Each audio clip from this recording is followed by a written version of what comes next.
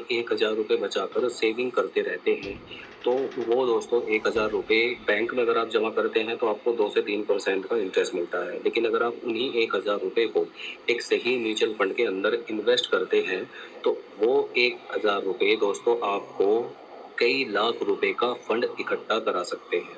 जी हाँ दोस्तों, मैं एक ऐसी ही एसबीआई स्कीम के बारे में बात कर रहा हूँ जो आपके पैसे को, जब से ये स्कीम शुरू हुई है और आज तक 26% से भी ज्यादा रिटर्न से ग्रो करा रही है। जी हाँ दोस्तों, एसबीआई के इस फंड का नाम है SBI small cap fund. Overall इस फंड के जो रिटर्न्स हैं वो 26.25% के हैं।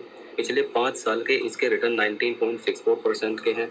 पिछले 3 साल के इसके रिटर्न 30.24% के हैं। पिछले 1 साल के इसके रिटर्न 14.02% के हैं। पिछले 6 महीने में भी इसने 11.44% के रिटर्न से प्रोवाइड कराए हैं। सो गाइज, आप यहाँ पर चेक कर सकते हैं 3 साल के रिटर्न, 5 साल के रिटर्न और ओवरऑल इसके रिटर्न। अगर हम इनका एवरेज निकालें तो 20% से भी ज्यादा का एवरेज है। अब एसबीआई स्मॉल कैप फंड दोस्तों, ये अपने पैसे को किन कंपनीज के अंदर इन्वेस्ट करता है और कैसे आप ₹1000 लगाकर इस फंड के अंदर लाखों रुपए का फंड इकट्ठा कर सकते हैं, इसके बारे में मैं आपको पूरी जानकारी बताऊंगा। इस फंड का जो साइज है वो 12,824 करोड़ से भी ज्यादा का है, यानी 12,824 करोड़ रुपए लोगों ने इस फंड के अंदर इन्वेस्ट किए हुए हैं। मिनिमम आप ₹500 का इन्वेस्टमेंट कर सकते हैं और मैक्सिमम आप जितना चाहें उतना इन्वेस्टमेंट कर सकते हैं। अब अगर हम बात करें कि ये फंड किन कंपनीज के अंदर अपने पैसे को इन्वेस्ट करता है, तो Elgi equipments, Vedanta fashions, Sheela foams, blue star limited, fine organic industries limited, V guard industries, Timken India limited,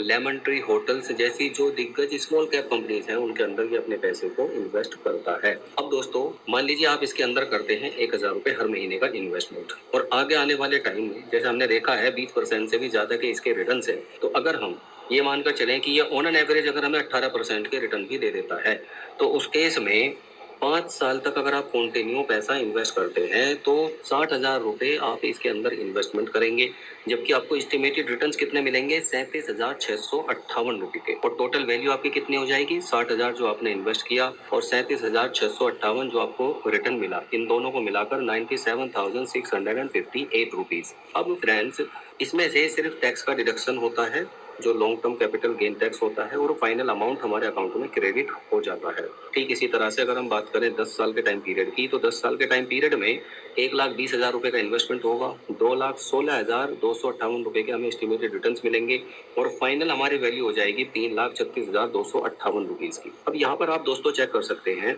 कि पहले 5 साल में हमें कितना रिटर्न मिला, और 5 साल से 10 साल का जो टाइम पीरियड है उसमें आप देख सकते हैं कि हमें दोगुने तिगने रिटर्न्स मिले हैं, जबकि हमारा एक्सपेक्टेड रिटर्न जो है 18% वो कांस्टेंट है, और जो हम मनी इन्वेस्ट कर रहे हैं ₹1000 प्रति मंथ वो भी कांस्टेंट है। ये होता है दोस्तों कंपाउंड इफेक्ट का जादू। म्यूचुअल फंड के अंदर जो हमारा पैसा ग्रो करता है वो कंपाउंड इफेक्ट के साथ में करता है। तो 10 साल में हमें 2,16,000 का रिटर्न मिल रहा है, लेकिन 10 साल से 15 साल का जो टाइम पीरियड है उसमें हमें 7,39,000 का रिटर्न मिल रहा है, जबकि हमारा जो इन्वेस्टमेंट है ₹60,000 हर 5 साल के बाद में वो सेम है, और फाइनल हमारी वैल्यू कितनी हो जाएगी? ₹9,19,000, क्योंकि ₹1,80,000 का 15 साल में हमारी तरफ से इन्वेस्टमेंट होगा। अब इसी पैसे को अगर कोई 20 साल तक इन्वेस्ट करता है तो ₹2,40,000 का हमारा अमाउंट इन्वेस्टेड होगा और ₹21,03,487 के हमें एस्टिमेटेड रिटर्न्स मिलेंगे, और फाइनल वैल्यू हमारी कितनी हो जाएगी? ₹23,43,487। अब मान लीजिए आप अपने रिटायरमेंट के पॉइंट ऑफ व्यू से दोस्तों इन्वेस्टमेंट करना चाहते हैं। सपोज आपकी एज है लगभग 30-32 साल, तो आपके पास में 28-30 साल का समय है। तो 28 साल के टाइम पीरियड की अगर हम बात करें तो 28 साल में ₹1000 प्रति मंथ इन्वेस्टमेंट से जो टोटल इन्वेस्टमेंट आपका होगा वो ₹3,36,000 का होगा, ₹1000 प्रति मंथ के हिसाब से। वहीं जो आपको एस्टिमेटेड रिटर्न्स मिलेंगे वो ₹96,64,838 के होंगे, और फाइनल वैल्यू हमारी कितनी हो जाएगी? ₹1,08,38। अब इसमें से सिर्फ टैक्स का डिडक्शन होगा और बाकी अमाउंट हमारे अकाउंट में क्रेडिट हो जाएगा।